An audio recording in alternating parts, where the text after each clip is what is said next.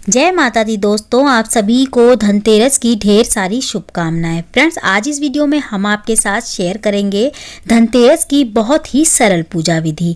बहुत ही कम सामग्री के साथ हम धनतेरस पे पूजा कैसे करेंगे कुबेर देवता की और धनवंतरी जी की। तो फ्रेंड्स, माना जाता है कि धनतेरस पे जो भी भक्तजन कुबेर देवता की पूजा करते हैं, कुबेर देवता की कृपा से उनके घर में कभी भी धन धान की कमी नहीं रहती। कुबेर देवता की कृपा हमेशा बनी रहती है। तो देखिए, अगर आपके यहाँ कुबेर देवता की तस्वीर है तो तस्वीर ले ले, आप मूर्ति है तो मूर्ति ले ले, अगर आप कैलेंडर लेके आए हैं तो कैलेंडर भी ले सकते हैं। तो जो भी आपके यहाँ कुबेर देवता का हो, जो भी छवि हो, मतलब कि जो भी आकृति हो वो आप ले सकते हैं। ठीक है, अगर धातु के हैं या फिर कुबेर यंत्र है आप वो भी ले सकते हैं पूजा के लिए। यहाँ पे हमें लक्ष्मी गणेश भी चाहिए, तो लक्ष्मी गणेश हमें पुराने लेने हैं, नए वाले नहीं लेने। जो आप अभी पूजा के लिए लेके आए हों वो ना ले, जो आपके पास पुराने वाले गणेश लक्ष्मी रखे हों वही ले ले पूजा के लिए। इसके अलावा हमें एक सुपारी चाहिए धनवंतरी जी बनाने के लिए। तो देखिए, धनवंतरी जी की अगर फोटो या प्रतिमा कोई है आपके पास आप ले सकते हैं, नहीं तो आप सुपारी से भी उनकी जो है ना उनको स्थापित कर सकते हैं सुपारी के रूप में। तो यहाँ पे देखिए, हम सबसे पहले अक्षत या फिर गेहूं का आसन देंगे और लक्ष्मी गणेश की स्थापना कर देंगे। इसके बाद फिर हम कुबेर देवता की स्थापना कर देंगे। कुबेर देवता के बाद हम करेंगे धनवंतरी जी की स्थापना। तो देखिए, मैं आपको बताती हूँ, आपको फिर से मैं बता दूँ एक बार। लक्ष्मी गणेश अगर आपके पास पुराने हैं पिछले साल के तो आप वो ही लें। ठीक है, नए आपको नहीं लेने। जो आप धनतेरस पे लेके आए हैं वो अगर आप पूजा के लिए रख ले तो नहीं, वो नहीं रखने, उनकी पूजा दिवाली पे ही होगी। ठीक है, यहाँ पे हमने चावलों का आसन दे दिया है और धनवंतरी जी की भी स्थापना कर दी है। तो यहाँ पे हम सभी की स्थापना कर दी हमने। इसके बाद हम जो भी बर्तन वगैरह धनतेरस वाले दिन लेके आते हैं, धनतेरस वाले दिन जो भी हम लेके आएंगे उसकी भी पूजा करेंगे। अगर आप धनतेरस वाले दिन कोई बर्तन लेके आए हैं या फिर कुछ और लेके आए हैं तो झाड़ू वगैरह उसकी भी पूजन कर सकते हैं, नहीं तो अगर आप दिवाली पे करते हैं तो दिवाली पे भी कर सकते हैं। ठीक है, यहाँ पे हम सबसे पहले जलाएंगे देसी घी का दीपक। देखिए, एक दीपक होता है कुबेर दीपक, आप वो भी जला सकते हैं या फिर मन में भाव रखें ये कि ये कुबेर दीपक है और इस तरीके से जला सकते हैं, नहीं तो आप नॉर्मल दीपक भी जला सकते हैं। यहाँ पे मैंने शुद्ध जल का एक लोटा ले लिया है, एक फूल ले लिया है। अब हम थोड़ा सा ना फूल में जल लेंगे लोटे में से। ठीक है, इस तरीके से ले लेंगे थोड़ा सा, इसमें छींटे आ जाएंगी तो हम छींटों से भावपूर्वक गणेश जी को, माता लक्ष्मी को और कुबेर देवता को, धनवंतरी जी को छींटों का भावपूर्वक स्नान कराएंगे, मतलब भाव स्नान कराएंगे। यहाँ पे सभी को इस तरीके की छींटे दे देंगे हम। छींटे देने के बाद इस जल को हम एक तरफ रख देंगे, इसकी बाद में जरूरत पड़ेगी हमको। ठीक है, इसके बाद हम वस्त्र स्वरूप कलावा चढ़ाएंगे सभी को। अगर आप गणेश जी के लिए जनेऊ लेके आए हैं तो आप जनेऊ चढ़ा दें।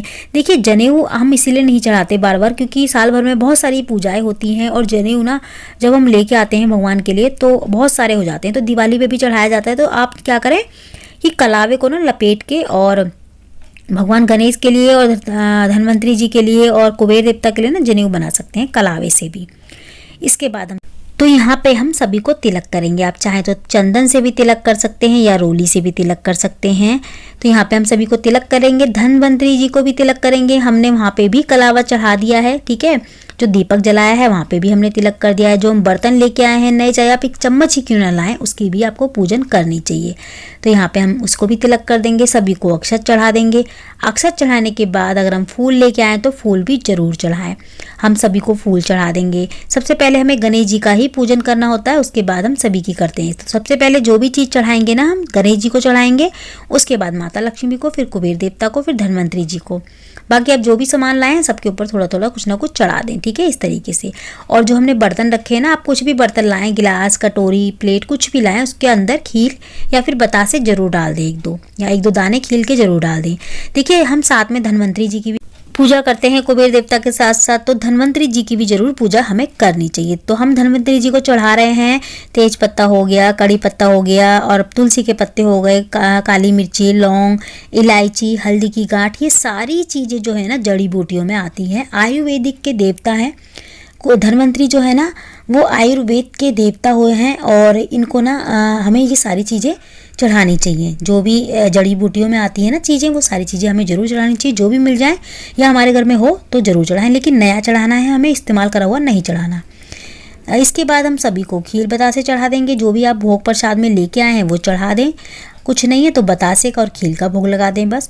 गणेश जी को हमने सेब का भोग लगा दिया है, बाकी सभी को हमने खील बतासे का भोग लगा दिया है। देखिए धनतेरस वाले दिन ना एक यमदीप भी जलाया जाता है जो कि पुराना होता है। कोई रखा हुआ दीपक हो, बड़ा सा पुराना दीपक, उसको वो है ना जलाना चाहिए। तो ये ना बहुत सारे घरों में यमदीप जो होता है ना, वो या तो धनतेरस वाले दिन जलाया जाता है या छोटी दिवाली वाले दिन।